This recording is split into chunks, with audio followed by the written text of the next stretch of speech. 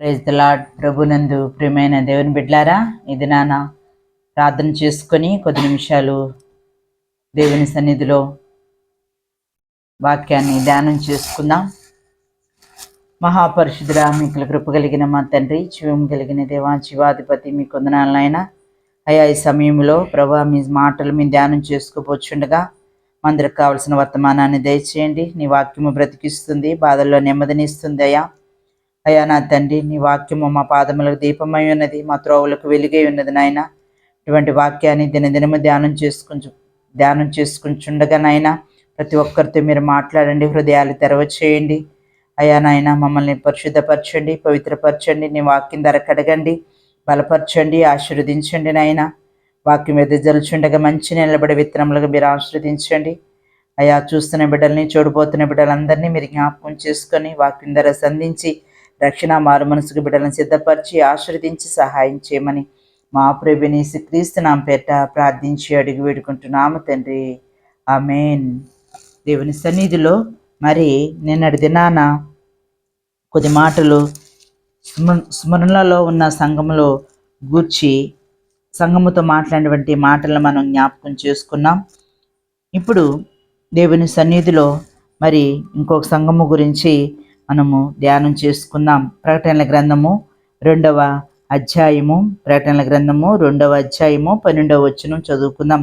పెర్గములో ఉన్న సంఘపు దూతకు ఇలాగు రాయము, వాడి అయిన రెండంచులు గల ఖడ్గము గలవాడు చెప్పు సంగతులేమనగా, సాతాను సింహాసనమునున్న స్థలములలో నువ్వు కాపురమున్నావని నెరుగుదును, మరియు సాతాను కాపురమున్న స్థలములో నా యందు విశ్వాసమై ఉండి నన్ను గూర్చి సాక్షి అయిన అంతియోపయను వాడు మీ మధ్యను చంపబడిన దినములలో నీవు నా నామము గట్టిగా చేపట్టి నా యందు విశ్వాసమును విసర్జింపలేదనియు నేను ఎరుగుదును.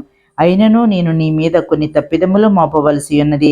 అవేవనగా, విగ్రహములకు బలి ఇచ్చిన వాటిని తినునట్లును, జారత్వం చేయనట్లును ఇజ్రాయేలులకు ఉరియొడ్డుమని బాలాకు నేర్పిన బిలాము బోధను అనుసరించువారు నీలో ఉన్నారు.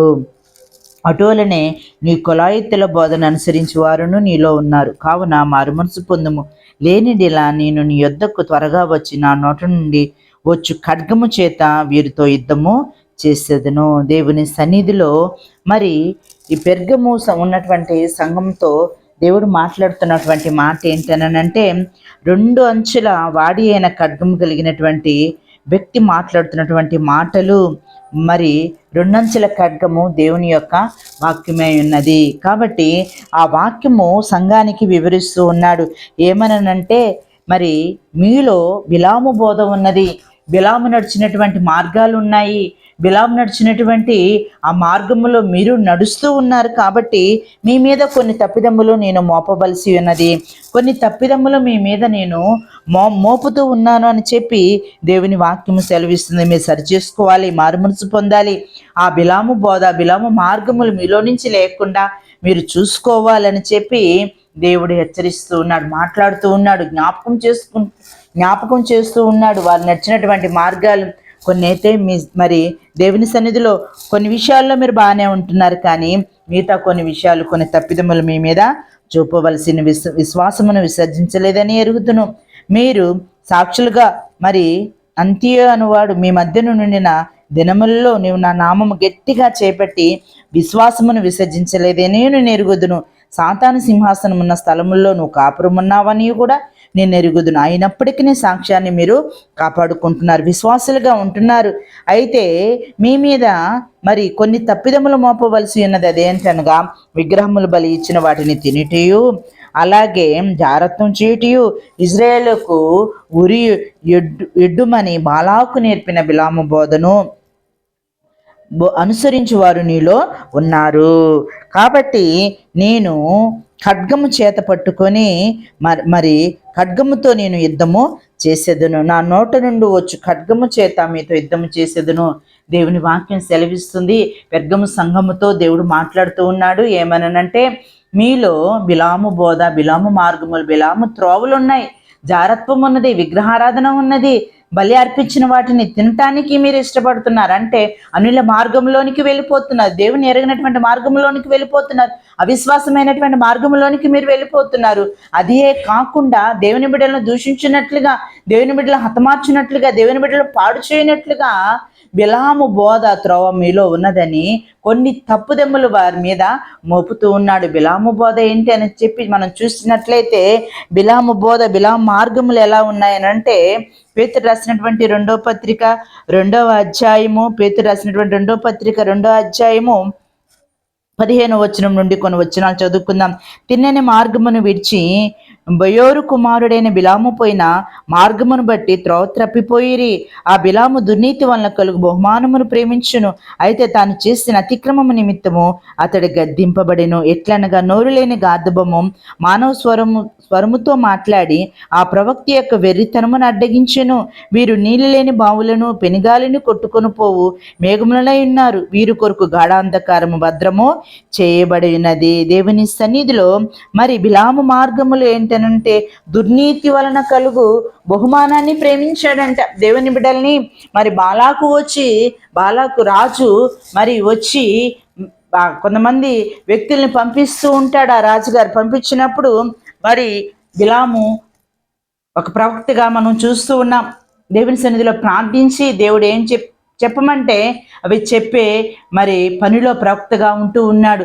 అయితే దేవుని బిడ్డలను దూషించమని ఈ సంఖ్యాకాండము 22వ అధ్యాయం, 23వ అధ్యాయం, 24వ అధ్యాయం, 3 అధ్యాయాలు మనం చూసినట్లయితే ఇక్కడ బిలాము మరి దేవుని సన్నిధిలోనికి ఆ బాలాకు బిలాము దగ్గరకు వచ్చి మాట్లాడటం, మరి నేను దేవుని సన్నిధిలో కనిపెట్టి మీకు చెప్తానని చెప్పటం, ఇవన్నీ రాయబడి ఉన్నాయి. అయితే నా బిడ్డలని మీరు దూషించవద్దు, నా బిడ్డలను దూషించడానికి నువ్వు వెళ్ళవద్దని చెప్పినప్పుడు మరలా ఎక్కువ మందిని పంపిస్తాడు. బాలాకు ఎక్కువ ఘనత వహించిన వారిని, అతన్ని బిలాముని దేవుని బిడ్డలను దూషించడానికి మనసు మార్చే విధంగా మాట్లాడినట్లుగా ఘనత వహించినటువంటి వారిని ఎక్కువ సమూహాన్ని మరలా బిలాము దగ్గరికి పంపిస్తాడు. మరలా దేవుని దగ్గరికి వెళ్తాడు. అయితే దేవుడు ఒకసారి చెప్పాడు వెళ్ళొద్దని, అయితే మరలా తండ్రిని శోధిస్తున్నాడు. బిలాము అంటే దుర్నీతి వల్ల కలుగు దేవుని బిడ్డల్ని శపిస్తే కొంత బహుమానము వెండి బంగారాలు వస్తాయని ఆశించాడు. దుర్నీతి వల్ల కలుగు బహుమానానికి అతడు దేవుని సన్నిధిలో కనిపెడుతూ ఉన్నాడు. అయితే నువ్వు వారితో మరి వెళ్ళి నేను చెప్పమన్న మాటలు నువ్వు చెప్పని దేవుడు మరి బిలాముతో మాట్లాడుతూ ఉంటాడు. అయితే దేవుని సన్నిధిలో దేవుని బిడ్డల్ని మరి శపించటానికి బదులు బిలాము నోట ఏమి వచ్చిందంటే ఆశీర్వదించే వచనం వచ్చింది. ఆశీర్వదిస్తున్నాడు. కాబట్టి దేవుని సన్నిధిలో మరి ఎందుకు వెళ్ళమన్నాడు వారితో అని చెప్పి దేవుని వాక్యాన్ని మనం చూసినట్లయితే బిలాముతో కొన్నిసార్లు మన జీవితాల్లో మనం దేవుణ్ణి మాటికి శోధిస్తూ ఉంటాం, అడుగుతూ ఉంటాం, దేవా ఇది కావాలి, ఇది నాకు అనుగ్రహించవా, దేవుడి చిత్తం ఏదై ఉన్నదో మనం అడిగి ఆ చిత్తానుసారంగా మనం ముందుకు కొనసాగే వారంగా ఉండాలి. ఒక్కసారి మన జీవితంలో అది మేలు కాదని చెప్పినప్పుడు ఆ కీడు జోలికి మనం వెళ్లకుండా ఉండాలి. దేవుడు చెప్పిన రీతిగా మనం చేసేవారిగా ఉండాలి. అయితే బిలాము దేవుని సన్నిధిలో మరలా కనిపెడతానని చెప్పి వెళ్తూ ఉన్నాడు. అయితే తండ్రి ఆహ్వానిస్తాడు. నోరు లేని గార్ధవము మరి గోడకేసి అదబటము, మాట్లాడటము, ఖండించటము, మార్గములో మరి ఖడ్గము చేత పట్టుకొని దేవదూత కనపడటము మరి మనం చూస్తూ ఉన్నాం. అయితే బిలాము మార్గం ఏమై ఉన్నదంటే మరి దేవుని సన్నిధిలో ఏ రీతిగా ఉన్నాడనంటే దుర్నీతి వలన కలుగు బహుమానమును ప్రేమించును, అయితే తాను చేసిన అతిక్రమం నిమిత్తము అతడు గద్దింపబడిన ఎడ్లనక నోరు లేని గార్ధవంతో మాట్లాడిన తరువాత మరి దేవుని దూత కనపడటం మనము అంతా చూస్తూ ఉన్నాం.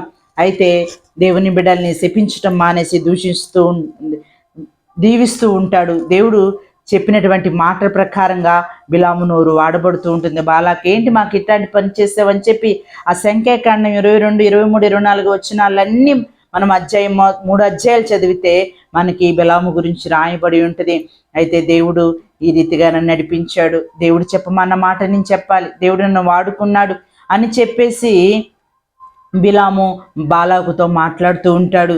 అయితే బాలాకు దేవుని బిడ్డలను చూసి భయపడిపోయాడు. విస్తరించారంట. ఐగుప్తులో నుంచి వచ్చినటువంటి వారు ఆ దేశములో ఉన్నప్పుడు మోయాబు దేశములు విస్తరించారంట. విస్తరించి ఉండటము ద్వారా మరి ఆ జనాంగాన్ని చూసి, వారు నడిచే విధానాన్ని చూసి బాలాకు భయపడిపోతూ ఉన్నాడు. వీరి జనాంగం విస్తరించిపోతుంది, పెక్కుమందిగా అయిపోతున్నారు, వీరిని హతమార్చాలని వారిని దూషించడానికి బిలాము దగ్గరికి వస్తాడండి.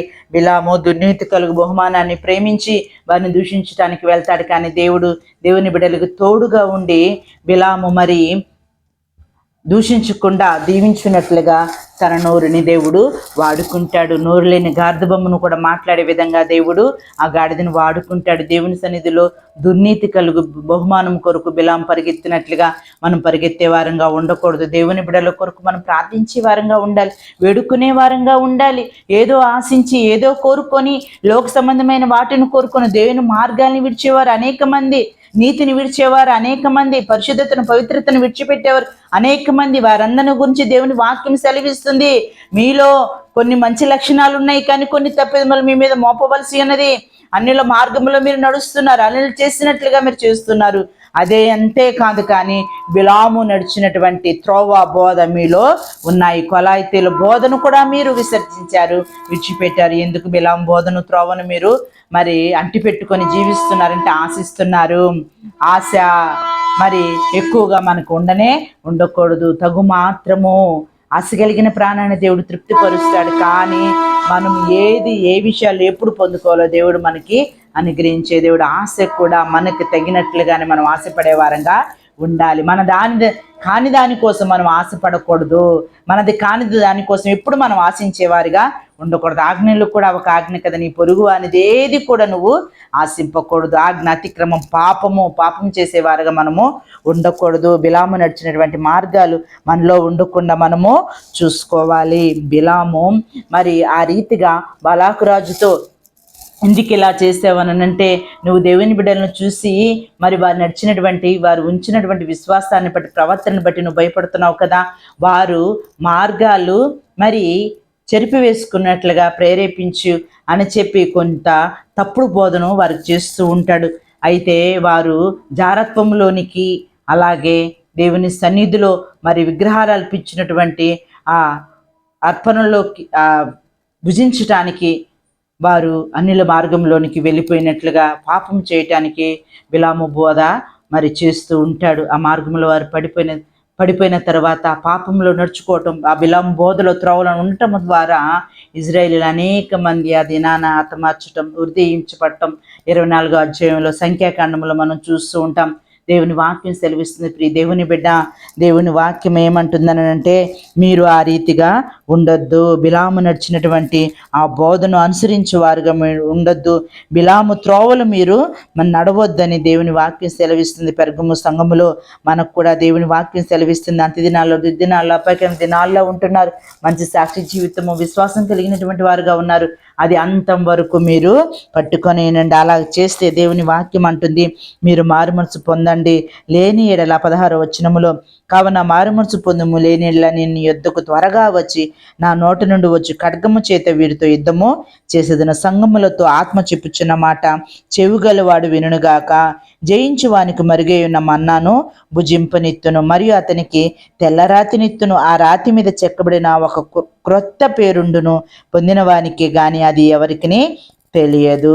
దేవుని సన్నిధిలో ఒక క్రొత్త పేరు, ఒక క్రొత్త జీవితాన్ని దేవుడు మరి మరుగైనటువంటి ఆ మన్నాను భుజించడానికి మీకు నేను సహాయం చేస్తాను. ఆ మన్నాని ఇస్తాను, క్రొత్త పేరునిస్తాను, కొత్త రాతిని మీకు ఇస్తాను అంటే నూతనమైన జీవితాన్ని మీకు అనుగ్రహిస్తాను. వాటిని విడిచిపెట్టేయండి. ఇప్పటికైనా పెర్గము సంఘమే కాదండి, దేవుని సన్నిధిలోనికి వస్తున్న ప్రతి సంఘము, ప్రతి బిడ్డ, రక్షణ పొందిన ప్రతి జీవితం వ్యక్తి కూడా ఎలా ఉండాలనంటే, బిలాము బోధ లేకుండా, త్రోవ లేకుండా మనం ఉండేవారంగా ఉండాలి. బిలాము మార్గాలను విడిచిపెట్టుకోవాలి. మరి విడిచిపెట్టకపోతే ఏంటనంటే, యూదా పత్రికలో ఇక్కడ ఒక మాట రాయబడి ఉన్నది. 1వ అధ్యాయము 11వ వచనాన్ని మనం చదువుకుందాం. యూదా పత్రిక మరి 1వ అధ్యాయం 11వ వచనం. అయ్యో వారికి శ్రమ, వారు కయ్యోను నడిచిన మార్గము నడిచిరి, బహుమానం పొందవలనని బిలాము నడిచిన తప్పు త్రోవలో ఆత్రముగా పరిగెత్తిరి, కొరాహు చేసినట్లుగా తిరస్కారము చేసిరి. బిలాము నడిచిన తప్పు త్రోవలో వారు ఏం చేశారంట? ఆత్రముగా నడిచారంట, కంగారుగా, అంత త్వరితంగా, ఆత్రపడి, ఆశపడి, ఆ మార్గాలు బాగున్నాయి అని చెప్పి బిలాము నడిచిన తప్పు త్రోవలో, ఆ తప్పు త్రోవలో వాళ్ళు ఆత్రంగా నడిచారు. అందుకు వారికి శ్రమ, నిత్య నరకం అనే శ్రమ, దేవుని మాటల ప్రకారంగా శ్రమ అయినా, ఇరుకైన, ఇబ్బంది అయినా, నష్టం వచ్చిన, ఖడ్గమైన, చెరైన, ఉపద్రవమైన దేవుని మార్గాన్ని మనం విడిచిపెట్టుకోకుండా దేవుని మార్గంలో మనం నడిచే వారంగా ఉండాలి. విశ్వాసం కలిగినటువంటి వారంగా ఉండాలి. నమ్మకం కలిగినటువంటి వారంగా మనం ఉండాలి. దేవుని సన్నిధిలో మరి ఎఫెసీయులకి ఉన్నటువంటి సంఘములో మొదటి ప్రేమను విడిచితివి, మొదటి ప్రేమను కలిగి జీవించని చెప్తూ ఉన్నాడు. సుబ్రలో ఉన్నటువంటి సంఘముతో దేవుడు చెప్తూ ఉన్నాడు ఏంటనంటే, దేవుని సన్నిధిలో ఉన్నటువంటి మీరు మరి నమ్మకం కలిగినటువంటి వారుగా మీరు ఉండండి. శోధనలు, ఇరుకులు వస్తాయి. నమ్మకం కలిగినటువంటి వారుగా ఉంటే జీవ కిరీటాన్ని ఇస్తానని ఇక్కడ పెర్గములో ఉన్నటువంటి సంఘముతో దేవుడు మాట్లాడుతూ ఉన్నాడు. మీకు మరి మరుగైనటువంటి మన్నాను నేను ఇస్తాను, క్రొత్త పేరును మీకు రాయిస్తాను అని నూతనమైన నిత్య జీవాన్ని మీకు కలగచేస్తాను. బిలాము మార్గముల బోధ మీలో ఉంటే తీసివేసుకొనండి. మరి అన్నిల మార్గాలు, విగ్రహారాధన, విగ్రహాలకి అర్పించినటువంటి ఆ భుజించేటువంటి ఆ పరిస్థితి ఏది మీలో లేకుండా మీరు చూసుకోనండి. ఇప్పటికైనా మారు మనసు పొందండి. ఇదే మిక్కిలి అనుకూలమైన సమయం. దేవుని వాక్యం వినబడుతున్నప్పుడే, దేవుడు మాట్లాడుతున్నప్పుడే మనం సరిచేసుకునే వారంగా, దిద్దుకునే వారంగా ఉండాలి. ఉంటే నూతనమైన జీవితాన్ని దేవుడు మనకు అనుగ్రహించే దేవుడు, క్షమించే దేవుడు. అయితే మనం శ్రమలోనికి, నిత్య నరకంలోనికి వెళ్లకుండా, బిలాము మార్గంలో ఆత్రముగా త్రోవలో మనం నడవకుండా బిలాము మార్గమును విడిచిపెట్టుకునే వారంగా ఉండాలి. బిలాము దుర్నీతి కలుగు బహుమానాన్ని ప్రేమించి ఆత్రంగా పరిగెత్తాడు. దేవుని సన్నిధిలో శోధించాడు. ఏం చేయాలి ఒక్కసారి వద్దన్న తర్వాత మరలా దాని విషయంలో మనం అడిగే వారంగా ఉండకూడదు. దేవుని శోధించే వారంగా మనము ఉండకూడదు. ఒక్కసారి కాదనుకున్నప్పుడు కాదన్న దాన్ని మనము నెట్టివేసే వారంగానే ఉండాలి, కానీ దరికి చేర్చుకోకూడదు. ఇది నాయ్ దేవుని సన్నిధిలో ఈ మాటలు వింటున్న ప్రియ దేవుని బిడ్డ, సంఘములో ఏ రీతిగా, దేవుని సన్నిధిలో ఏ రీతిగా ఎదుగుతూ ఉన్నావు? మరి సంఘాల్లో ఉన్నటువంటి దేవునికి ఇష్టమైనటువంటి కార్యాలు నీలో ఉన్నాయా? తీసివేసుకో, కడిగి వేసుకో, మారుమనసు పొందు. దేవుడు నూతనమైన జీవితాన్ని నీకు అనుగ్రహిస్తానని దేవుని వాక్యం సెలవిస్తుంది. కోరాహు నడిచినటువంటి మార్గాలు కానీ, దేవుని సన్నిధిలో బిలాము నడిచినటువంటి మార్గాలు కానీ నీలో ఉండకుండా చూసుకుంటే దేవుడు నిన్ను ఆశీర్వదించే దేవుడు. మన పితరుల్ని, అనేక మంది విశ్వాసుల్ని ఇరుకుల్లో, ఇబ్బందుల్లో అనేక రీతిలుగా విశ్వాసం ఉంచిన వారిని, నమ్మకం ఉంచిన వారిని, మరి యోబు గారు లాంటి, అబ్రహాం గారు లాంటి, మోషే గారు లాంటి, దావీదు లాంటి, యాకోబు లాంటి ప్రార్థనా పరుల్ని, అనేక మంది విజ్ఞాపన పరుల్ని, మరి శ్రమలకు ఓర్చినటువంటి మరి పితరుల్ని మనం జ్ఞాపకం చేసుకుని వారి మార్గాలను మనం నడిస్తే దేవుడు మనల్ని ఆశీర్వదించే దేవుడు, దీవించే దేవుడు. మనము మంచి మార్గం నడవటం ద్వారా ఆ మార్గాలు మన బిడ్డలు కూడా మంచి మార్గంలో నడిచి దేవుని బిడ్డలుగా అంతకంత కోర్దెలేవారుగా ఉంటారు. కాబట్టి దేవుని సన్నిధిలో ఉన్నటువంటి మీరు ఈ దినాన పెర్గము సంఘముతో దేవుడు మాట్లాడుతూ ఉన్నాడు. ఈ రాత్రి వేళలో దేవుడు మనతో కూడా మాట్లాడుతున్నాడు. దేవునికి ఇష్టమైన తీసివేసుకొని దేవుడు నడవమన్న దారిలోనే, నడవమన్న త్రోవలోనే, కష్టమైన, ఇరుకైన, ఇబ్బంది అయినా దేవుని సన్నిధిలో ముందుకు నడుస్తూ ఆ రీతిగా మారు మనసు పొంది నూతనమైనటువంటి ఆ గొప్ప బహుమానాలని, నూతనమైన నిత్య జీవాన్ని, ఒక క్రొత్త పేరుని, ఓ క్రొత్త జీవితాన్ని, భాగ్యాన్ని దేవుడు మనం పొందుకున్నట్లుగా ఈ చిన్ని మాటలు మీ హృదయంలో ఫలింప చేయునుగాక. ప్రార్థన చేసుకుందాం. కృప కలిగిన మా తండ్రి మహోన్నతుడా, మీకు వందనాలు నాయనా. గొప్ప దేవుడా, మీకు వందనాలు, స్తుతులు, స్తోత్రములు చెల్లిస్తున్నాం.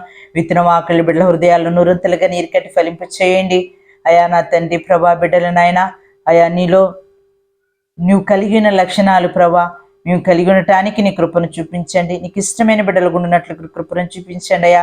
అయా, మీకు ఇష్టమైన విగ్రహారాధన, విగ్రహాలు కనిపించే వాటిని భుజించే విషయంలో కానీ నా తండ్రి అదే రీతిగా నాయన బిలాము తప్పు బోధ, తప్పు త్రోవ మాలో ఉండకుండా అయా మేము చూసుకున్నట్లుగా నీ కృపను చూపించండి అయ్యా. విశ్వాసం ఉంచే వారిగా, మంచి సాక్షి జీవితాన్ని కలిగినటువంటి వారంగా మేము ఉండినట్లుగా నీ కృపను చూపించండి. ఇకనైనాను ప్రభా ఈ సమయంలో నేను మారుమనసు పొందినట్లుగా మారుమనసుకి అప్పగించండి అయ్యా. బిడ్డలను దీవించండి, మారుమనసుతో మీరు ఆశీర్వదించండి. కృపకై జ్ఞాపకము చేసుకొని ఒక నూతనమైన జీవితంలోనికి, నూతనమైనటువంటి దినములోనికి, నూతనమైనటువంటి వ్యక్తిత్వంలోనికి ప్రభా నాయన నీ బిడ్డలు నడుచున్నట్లుగా అయా, మరుగైన మన్నా కొరకు ప్రభా బిడ్డలు ఆశపడి భుజించినట్లుగా నీ కృపను చూపించండి, సహాయం చేయండి. 30దంతలుగా, 60దంతలుగా, 100దంతలుగా వాళ్ళ హృదయాలను నీరు కట్టి ఫలింపు చేయండి నాయన. ప్రార్థనలో ఏకీపిస్తున్న ప్రతి బిడ్డను మీరు జ్ఞాపకం చేసుకునండి. ఏ బాధలో, ఏ కష్టంలో, నష్టంలో, ఇరుకులో, ఇబ్బందులు ఉండి నీ బిడ్డలు ప్రార్థనలు ఏకీపిస్తున్నారు. వారి ప్రార్థనలు ఆలకించి బిడ్డలకు జవాబులను దయచేయండి. మేలులతో మీరు నింపండి. వాక్యానుసారమైన జీవితాలను దయచేయమని మీ సన్నిధిలో వేడుకుంటున్నానయ్యా. ఈ రాత్రి వేళలోనైనా ఈ చిన్ని మాటలను ప్రభా అయా ప్రకటిస్తున్న నాకును ప్రభ వింటున్న ప్రియబిడ్డలందరికీ నాయన అయా మీరే హృదయాలను నీరు కట్టి ఫలింపచేసి వాక్యానుసరమైన జీవితాలతో మమ్మల్ని అందరినీ మీరు ఆశీర్వదించి దీవించి సహాయం చేయమని ఇటు సమయాన్ని ఇటు మాటలు మీరు మాకు అనుగ్రహించినందుకు మీకే వందనాలు స్తుతులు స్తోత్రములు చెల్లిస్తూ మా ప్రభువైన యేసుక్రీస్తు నామమున పేరట ప్రార్థించి అడిగి వేడుకుంటున్నాము తండ్రి. ఆమేన్. ప్రభు మిమ్మల్ని దీవించి ఆశీర్వదించును గాక.